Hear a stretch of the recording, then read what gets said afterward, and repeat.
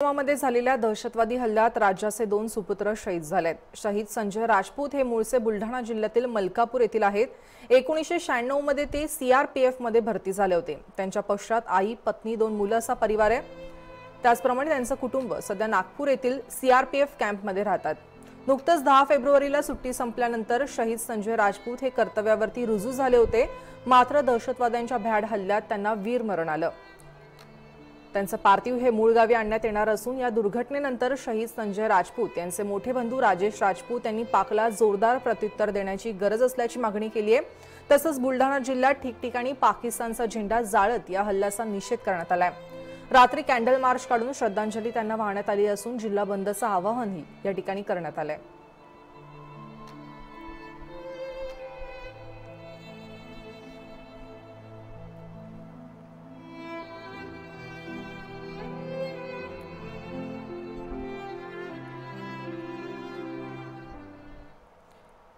तर दुसरीकडे बुलढाण्यातल्या लोणारचे जवान नितीन राठोड दहशतवादी हल्ल्यामध्ये शहीद झालेले आहेत। शहीद नितीन राठोड हे मूळचे चोरपांगरा गावाजवळच्या गोवर्धन नगर येथील आहेत। 36 वर्षीय नितीन राठोड यांच्या पश्चात पत्नी, 1 मुलगा आणि मुलगी एवढे परिवार आहे आणि नुकतंच 10 फेब्रुवारीला सुट्टी संपल्यानंतर शहीद संजय राजपूत हे कर्तव्यावरती रुजू झाले होते।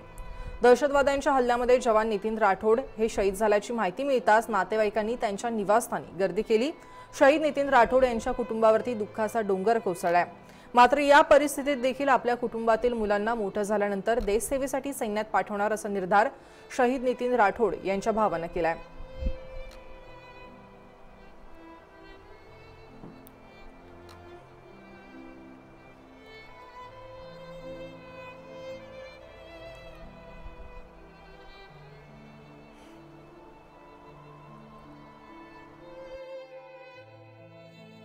मला 2 मुलं आहेत आणि मोठ्या भावाला 1 मुलगा 1 मुलगी आहे। सर माझं एक शासनाला एक माझं असं म्हणणं आहे आणि एक माझी रिक्वेस्ट आहे की मला शासनाने असं कोणतं तरी एक जीआर द्यावा, त्यांनी असं लेखी द्यावं किंवा माझ्याकडून लेखी घ्यावं त्यांनी, जे माझे 3 चिरंजीव आहेत, माझ्या भावाचा मुलगा आणि माझे 2 मुलं, यांना 18 वर्षाचे झाल्यानंतर त्यांना ते सैन्यामध्ये देशसेवा करण्यासाठी कार्यरत करून घेतील, असं काहीतरी त्यांनी मला।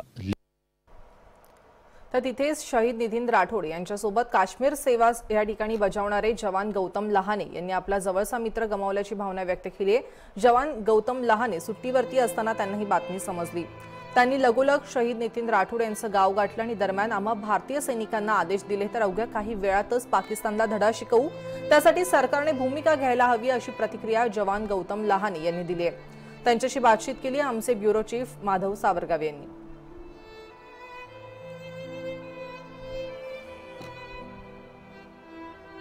नितीन राठोड सोबत तुम्ही जवळपास 2 वर्ष काम केलेलं आहे। कशा पद्धतीनं तुम्ही 2 वर्षाचा सहवास होता, कशा पद्धतीनं ते काम करायचे ते आम्हाला सांगा। नितीन सरांना म्हणजे मी माझा मोठा भाऊच मानायचो आणि महाराष्ट्रातले आम्ही 2 जण एका कंपनीत एका बटालियनला असल्यामुळं आणि एकाच तालुक्यातले असल्यामुळं तर ते माझ्याहून सिनियर होते, तर मी त्यांना मोठा भाऊ किंवा मास्टर म्हणायचो प्रेमाने।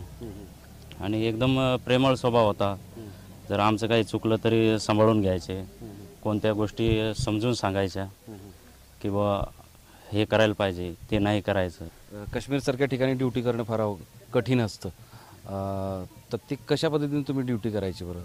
किती कसरत तिथं असायची, किती कठीण असायची? सकाळी आमचं शेड्यूल होतं 6 वाजता आम्ही ड्युटीसाठी तयार व्हायचो आणि बर्फ वगैरे पडलेला असायचा, त्याच्यामुळे थंडी जास्तीचं असायची, परंतु एवढं असतानाही आम्ही तिथं म्हणजे सकाळी 7 ते 4-5 वाजेपर्यंत आम्ही म्हणजे ड्युटी करायचो बाहेर एरियामध्ये किंवा जिथून मिलिटन्स गतिविधी चालू असतात अशा ठिकाणी।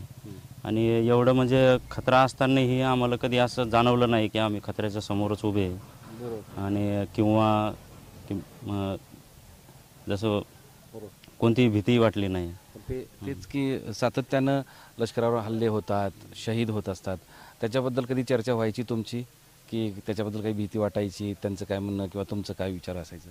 बस ते एवढंच म्हणायचे की थोडंसं म्हणजे ऑर्डर नसल्यामुळं आपले हात बांधलेले आहेत आणि जेव्हा आपल्याला ऑर्डर भेटेल तेव्हा म्हणजे हा उग्रवाद दहशतवाद हा मुळातून नष्ट होईल, बरेच पॅरामिलिटरी फोर्सेस येतं ज्यांना फक्त आदेश देण्याची गरज आहे. आणि एकदा जर आदेश दिला तर जसं उंदीर बिळातून बाहेर काढतात तसं उग्रवाद्याला त्यांच्या घरातून बाहेर काढून मारू. कधी असं वाटतं की या देशावर शहीद होण्याचा एक जो गर्व आहे, मान आहे, तोही एक मकसद आहे. परंतु शहीद होताना फक्त एवढंच मनात हे वाटतं किंवा एकटं न जाताना 2-4 उग्रवादी घेऊन तरी जाता आलं पाहिजेत. त्या गोष्टीचा अभिमान शहीद होण्यासाठी तुम्ही सज्ज असतात. सैनिक म्हणून देशासाठी आपली प्राणाची आहुती देण्यासाठी, बलिदान देण्यासाठी सज्ज असतात. पण आज घडीला भारताने आणि भारतीय सैन्याने काय भूमिका घ्यावी पाकिस्तानबाबत असं तुम्हाला व्यक्तिशः वाटतं? बरं, भारतीय सैन्याने आणि भारताने पाकिस्तान बाबत कणखर ही भूमिका घेतलेली पाहिजे. कारण की आत्तापर्यंत आपले कित्येक जवान असे शहीद झालेले आहेत या देशावर. राठोड यांचे सहकारी असले ते सुद्धा म्हणतायत की आता पाकिस्तानला धडा शिकवायलाच पाहिजे आणि त्यासाठी ते स्वतः तयार आहेत. कारण आता सुट्टी झाल्यानंतर ते सुद्धा त्याच काश्मीरमध्ये जाऊन अतिरेक्यांशी 2 हात करणार आहेत. माधव सावरगावे, जय महाराष्ट्र, बुलढाणा. तर शहीद नितीन राठोड हे ज्या शाळेत शिकले त्या शाळेतील विद्यार्थ्यांच्या काय प्रतिक्रिया आहेत आपण ऐकूयात. माझ्या मनामध्ये इतकीच भावना आहे की नितीन राठोड फक्त अमर राहावे. मला दुःख पण आहे, म्हणजे नितीन राठोड शहीद झाले देशामुळे, पण मला गर्व पण आहे की नितीन राठोड या देशाकरता, या भारताकरता ते म्हणजे शहीद झालेले आहेत. म्हणून मी जो नितीन राठोड ज्या शाळेमध्ये शिकले होते त्या शाळेमध्ये मी पण शिकत आहो. म्हणजे नितीन राठोडला फार क्रिकेटची आवड होती. मला पण गर्व होतो आणि आपल्या विद्यार्थ्यांना मी एवढीच गोष्ट सांगतो की नितीन राठोड सारखं काहीतरी या देशाकरता करावं आणि काहीतरी घडावे. म्हणजे देशाकरता नितीन राठोड हे शहीद झालेले आहेत. म्हणून मला गर्व पण आहे आणि दुःख पण आहे. मला वाटते की नितीन राठोड ह्या शाळेचे माजी विद्यार्थी आहे आणि त्यांचा देहांत झाला, त्यामुळे आम्हाला फार दुःख पण होतो आणि आम्हाला गर्व पण होतो की आमच्याच शाळेतला माजी विद्यार्थी देशाच्या कामी आला. आज प्रत्येक विद्यार्थ्यांच्या मनात हीच भावना असावी की आपण पण देशाच्या कामी यावं. त्यांच्या देशात जाऊन त्यालाच मारावं आणि आपला झेंडा तिथं घुसावं. तर शहीद नितीन राठोड यांच्याकडून प्रेरणा घेत गावातील अनेक जण देशसेवेसाठी सैन्यात भरती झाले आहेत आणि देशसेवेसाठी तरुणांनी सैन्यात भरती व्हावं यासाठी अनेक तरुणांना त्यांनी प्रोत्साहन दिलंय. देशसेवेबरोबरच त्यांनी गावाचीही मनोभावे सेवा केली आणि या संदर्भात लोणार तालुक्यातील गोवर्धन नगर येथील गावकरी आणि मित्रांशी बातचीत केली आहे आमचे ब्युरो चीफ माधव सावरगाव यांनी. शहीद नितीन राठोड यांच्यासोबत काम करणारे सहकारी गौतम लहाने आपल्यासोबत आहेत.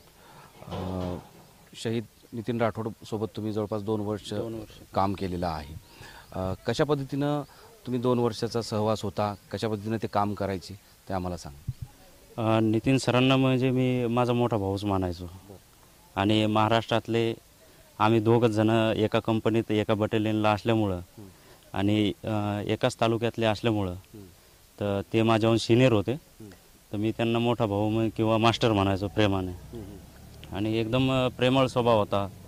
जर आमचं काही चुकलं तरी सांभाळून घ्यायचे, कोणत्या गोष्टी समजून सांगायच्या किंवा हे करायला पाहिजे ते नाही करायचं, ठीक आहे. आणि ड्युटी त्यांच्यासोबत करण्यात म्हणजे जवळपास 2 वर्ष त्यांच्यासोबत मी ड्युटी करत होतो आणि मला त्यांच्यासोबत ड्युटी करताना म्हणजे मजाही वाटायची. कारण की कधी माणसाला बोर होऊ देत नव्हते ते. सकाळी आमचं शेड्यूल होतं 6 वाजता आम्ही ड्युटीसाठी तयार व्हायचो आणि बर्फ वगैरे पडलेला असायचा, त्याच्यामुळं थंडी जास्तीचं असायची. परंतु एवढं असतानाही आम्ही तिथं म्हणजे सकाळी 7 ते 4-5 वाजेपर्यंत आम्ही म्हणजे ड्युटी करायचो बाहेर एरियामध्ये किंवा जिथून मिलिटन्स गतिविधी चालू असतात अशा ठिकाणी. आणि एवढं म्हणजे खतरा असतानाही आम्हाला कधी असं जाणवलं नाही की आम्ही खतऱ्याच्या समोरच उभे आहे. कानवाई बसेस ज्या असतात आमच्या तर ती आरोपी पार्टी लागते, तर तेव्हा कानवाई बसेसवर म्हणजे आम्ही विचारही करू शकत नाही की हल्ला करू शकतात आणि आय डी ब्लास्ट हा करू शकतात हा विचारही नाही. कारण की आय डी हे छत्तीसगड किंवा झारखंडमध्येच सक्सेसफुल आहे आणि इकडं सक्सेसफुल नाही.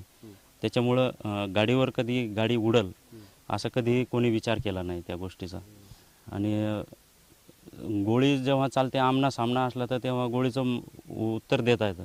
परंतु हे गाडीत बसेला असल्यामुळं आणि एकदम आय डी ब्लास्ट झाली, त्याच्यामुळं त्याच्यात कोणालाही काहीच करू शकता आलं नाही. त्याच्यामध्ये दुःख म्हणजे ह्या गोष्टीचं आहे की जेव्हा आम्ही सुट्टी येतो तेव्हा घरच्यासोबत आम्ही फक्त 1 महिना राहतो आणि जेव्हा ड्युटीवर वापस जातो तेव्हा आम्ही तिकडं 3-3, 4-4 महिने सोबत असतो, सोबतच जेवण वगैरे, सोबत ड्युटी. त्याच्यामुळं हे गावाकडचे संबंध कमी आणि ड्युटीवरचे संबंध जास्ती होते आमचे. मनात भीती असत असेल ना की आपण परत खरंच गावात जाऊ का, असं वाटत असेल कधीतरी? असं वाटतं कधी कधी की बा इकडं आलो आता कधी काय होईल आणि काश्मीरसारख्या ठिकाणी कधीही काही होऊ शकतं, हे कधीच सांगता येत नाही. त्याच्यामुळं कधी भीतीही वाटते आणि कधी असं वाटतं की या देशावर शहीद होण्याचा एक जो गर्व आहे, मान आहे, तोही एक मकसद आहे.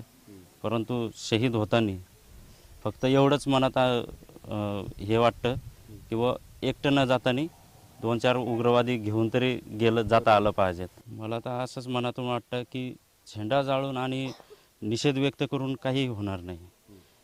पाकिस्तानला हे बंदुकीच्या गोळीनेच उत्तर दिलेलं पाहिजे. तुम्ही सज्ज आहात? आम्ही सज्ज आहोत आणि आम्हाला फक्त आदेश मिळायला पाहिजेत. आणि मी, माझे मोठे भाऊ नितीन राठोड आणि माझे चांगले मित्र, जोपर्यंत मी ड्युटीवर आहे काश्मीरमध्ये तोपर्यंत त्यांच्यामध्ये हे शहीद झालेत त्याचा मी बदला जरूर घेईल. माधव सावरगावे, जय महाराष्ट्र.